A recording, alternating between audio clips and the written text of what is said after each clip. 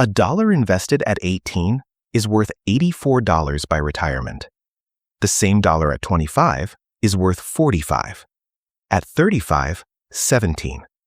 Same dollar, same investment. The only variable is when you started. By the end of this video, you are going to see the exact math on what every year of waiting actually costs you. Not a vague start early lecture, the real numbers, side by side, with the table most people wish they had seen 10 years ago. Most people know they should invest. They have heard the word compounding. But knowing the word and feeling the weight of it are two completely different things.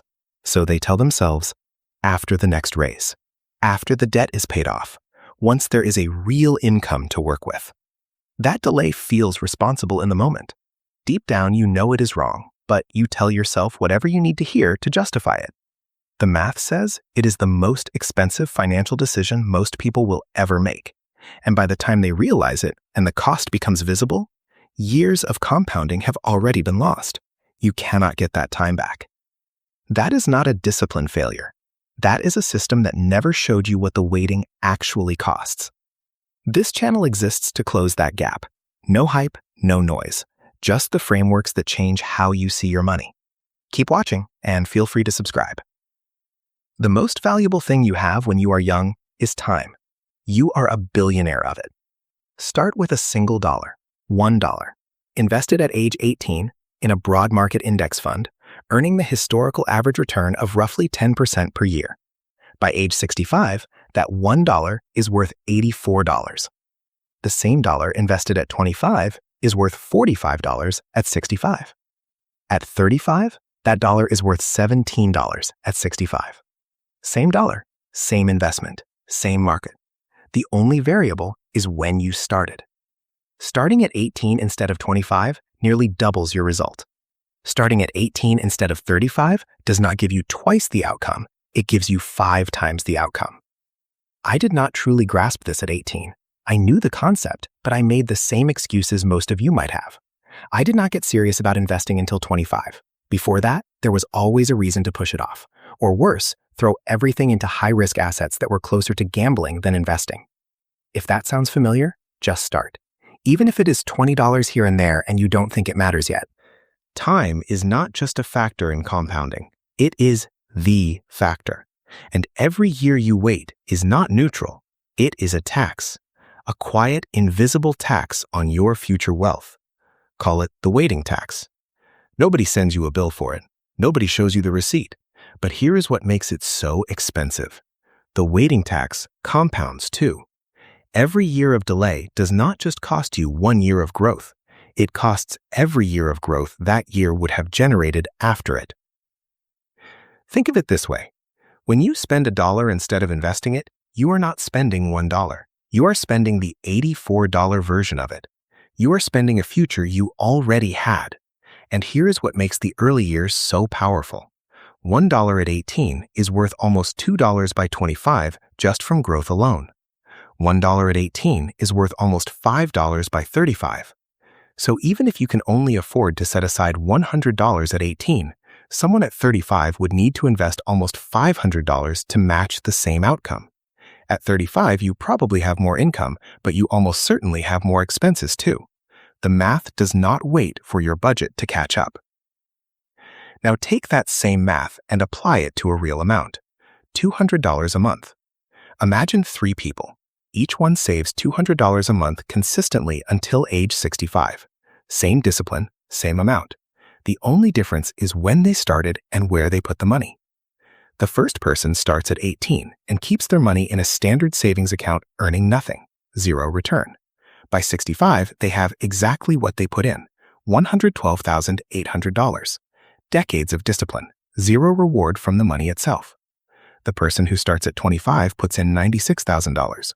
The one who starts at 35 puts in $72,000. Either way, there is no growth, just what went in. The second person puts their $200 a month into a low-risk savings vehicle, a government bond, a high-interest savings account, a fixed-term deposit, whatever the safe, conservative option available in your country. At 3% per year, which is generous by historical standards for these products once inflation is factored in, Starting at 18, that grows to about $247,000 by 65. Starting at 25, roughly $185,000. Starting at 35, about $116,000. Not nothing, but here is the problem most people never calculate. Average inflation in most developed economies has historically run 2 to 3% per year, which means the real return on a 3% savings product over a lifetime is barely above zero. You are not building wealth, you are mostly preserving it. And sometimes not even that.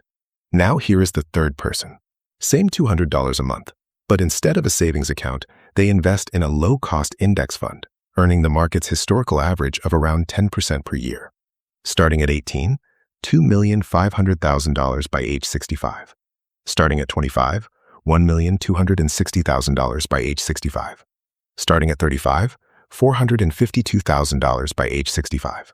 That is the same $112,800 in contributions for the person who started at 18. The market did the other $2,387,000 while they slept, while they worked, while they lived their life. But here is the part that should stop you. The difference between starting at 18 and starting at 25 is not 7 years of returns. It is $1,240,000. 7 years of the waiting tax, compounding in the wrong direction. That is the cost nobody shows you on a statement. What would you do with an extra $1.24 million? Buy a place by the water? Travel for a year? Generate enough passive income to cover your bills? That is real money, and it was available to anyone who started 7 years earlier. Here is the painful part. Even the people who start investing often do not capture what the market actually returns. Dalbar, an independent financial research firm that has tracked investor behavior for decades, consistently finds that average investors earn significantly less than the market itself. In one widely cited 20-year study period, the S&P 500 returned over 7% annually, while the average equity investor earned around 2.6%. More recent data through 2024 shows the gap has narrowed, but the average investor still trails the index by roughly 1% per year. That may sound small, but here is what 1% per year means across a lifetime of investing: hundreds of thousands of dollars left on the table. Why? Because people do not stay invested. They watch the market drop and they panic. They pull their money out at the bottom. They chase trends. They chase big gains without balancing risk across their portfolio. They miss the recovery. They try to time when to get back in, and they never quite get the timing right, because nobody does. Not consistently, not long term. This is the difference between time in the market and timing the market. One of them works. One of them does not. Here is how much timing costs you. According to research from Hartford Funds and Ned Davis Research, if you missed just the 10 best trading days over the past 30 years, your total returns would have been cut in half. And here's the cruel part. 7 of those 10 best days happened within 2 weeks of the 10 worst days. The people who panicked and sold during the crashes also missed the recoveries that followed. But here is the identity shift that changes everything. The people who panic sell during crashes are not stupid. They're not bad investors. They are reacting exactly the way every human brain is wired to react. Avoid the thing that feels dangerous right now.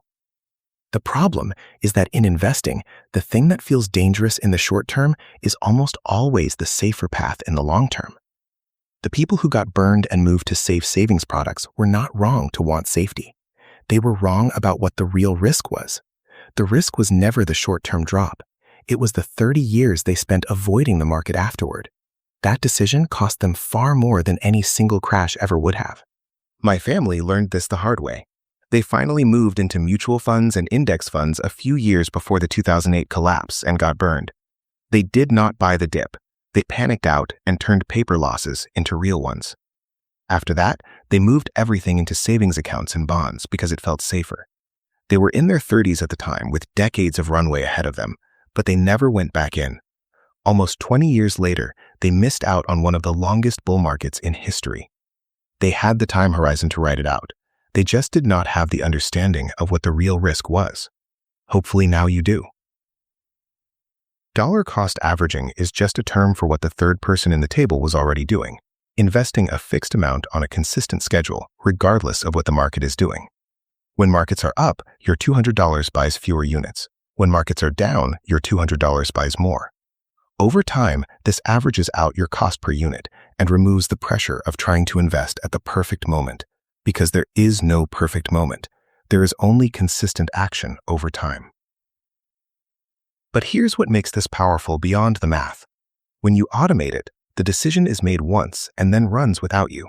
Down months stop feeling like disasters. They start feeling like discounts. Every major crash in market history has eventually recovered and gone on to new highs. The people who stayed invested experienced all of it. The people who left locked in the loss. The goal is to remove yourself from the equation. Automate it, pay yourself first, and stop checking. Most financial experts recommend investing at least 15 to 20% of your income. The average person actually saves closer to 4 or 5%. That gap is the difference between retiring with options and retiring with anxiety. If 15% feels impossible right now, start with whatever you can. The amount matters less than the habit. You can always increase the percentage as your income grows. Most people think of themselves as not an investor yet. They think of investing as something they will do once the conditions are right, once the debt is gone, once the income is higher, once they understand the market better. But here's what that framing actually does. It turns the most powerful wealth-building tool available into something that is always one step away, always next month, always after the next milestone. The shift is not about money. It is about identity. The moment you set up an automatic investment, even if it is $50 a month, you stop being someone who is planning to invest. You become someone who invests. That is not a motivational line. That is the mechanical difference between the people who end up with the numbers on the left side of that table and the people who end up on the right. And once your money is on the line, something else shifts too. You start paying attention.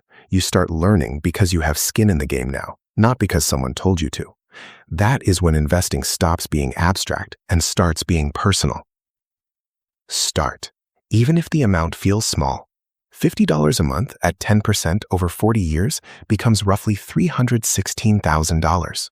The size matters less than the consistency.